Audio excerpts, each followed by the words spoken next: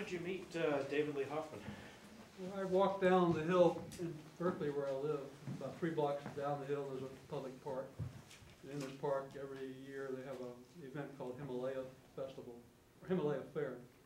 And people who have anything to do with the Himalaya region, whether it be migrants or, I should say immigrants or travelers, people who go travel those areas and buy things and sell things, and groups like Oxfam and publishers, and they have a stage for live music and dancing.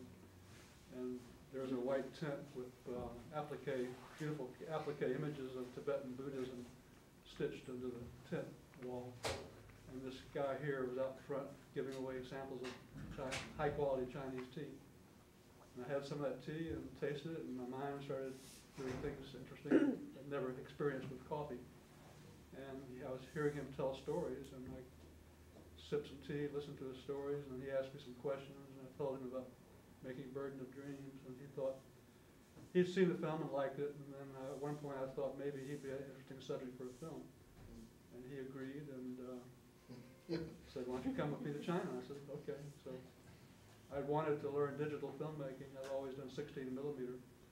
I felt now was way past the time for me to get into this, and so I bought a little camera and hopped on a plane and then followed him around for 3 weeks the first trip, and then another 3 weeks later on that year.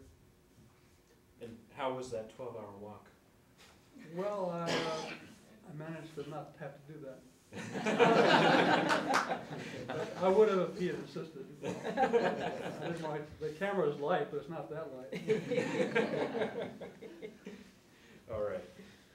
So our next film is Broke, and so I'll play that, and Rosa, if you want to say a little bit after that.